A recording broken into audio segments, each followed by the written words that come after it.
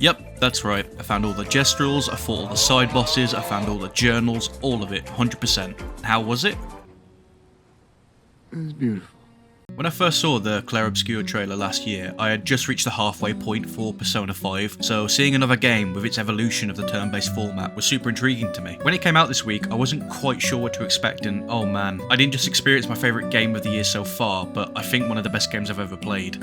It's pretty hard talking about the story and really hitting why it's so exceptional without spoilers, but essentially, Expedition 33 follows a group of warriors tasked with stopping a figure known as the Paintress, who ritually erases people from existence every year in this kind of Thanos-esque way. The premise alone is pretty haunting and engaging, but it's the execution of the story that makes it truly a game of the ages. The story is so unpredictable, you really have no idea of how all the moving pieces of this story come together until probably close to the end, I'd say. But the story that's told along the way is so gripping. It had me theory crafting every time I got some new piece of information about where the story was going to end up leading. It's really hard when games have deep stories such as this, and when they want to throw in moments of comedy, sometimes they can't do it without it feeling cringy or it just doesn't really work, but Expedition 33 pulls off its moments of levity wonderfully. I will never join you again.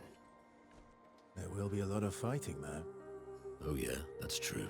Yeah, it's true. There will be a lot of fighting. Exactly. Count me in then. All of the characters actually behave like human beings. There's no emotional punches being pulled, and it balances the seriousness of the story and the comedic moments really, really well. The game does lean hard into these themes of grief, memory, and loss, and it does so with this really grounded approach. It avoids melodrama, and with the comedy added in, it opts for a way more realistic and ultimately human story.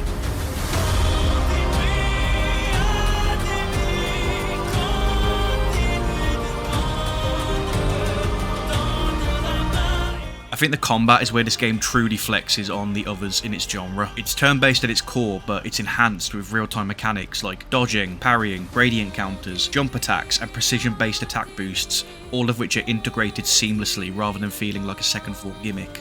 I think the combat is good enough just with the actual fight bits, but the real magic of this game's combat comes from the Picto system. I really don't think I've seen a game with a buff system so creative since Final Fantasy X. It feels like the game is constantly trying to push you into experimentation with synergies with the different Pictos. A lot of RPGs normally have characters with pre-assigned roles as tank, healer, mage, but this game says, nope, you better make everybody good at damage, because sometimes this guy, who's your main damage guy, is going to be gone, even though he's your favourite damage guy.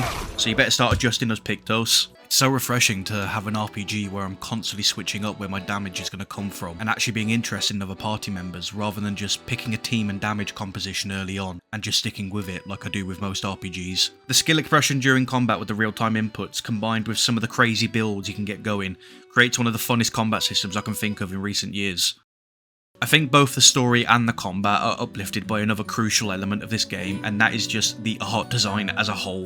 The levels are beautiful, with each biome being varied and tangibly different from the ones before it, all helping build this idea of the world you're travelling being a real and varied realm. I just had fun, everywhere looks gorgeous. The character design and voice acting is genuinely flawless. You have these extremely expressive faces, characters sometimes being able to show emotion just with their eyes. And then they match that with these voice line deliveries that could easily rival any other entertainment medium, which I guess shouldn't really be a surprise looking at the absolutely stacked cast they have for this game. Charlie Cox, Ben Starr, Jennifer English, Andy Serkis, and of course the cherry on top, the soundtrack. This game has a soundtrack that I'd quite comfortably put in the same top tier spot as a FromSoft or an Atlas title. You can go from this masterful blend of orchestral grandeur and these haunting piano motifs to this upbeat kind of more traditional RPG battle music, and it all feels perfectly in place. It doesn't just switch up the genres or moods for the sake of variety. The effect I got is that even as the music takes you from these high points to low points, it always feels specific to the moment that you're playing and kind of quintessential to the game as a whole.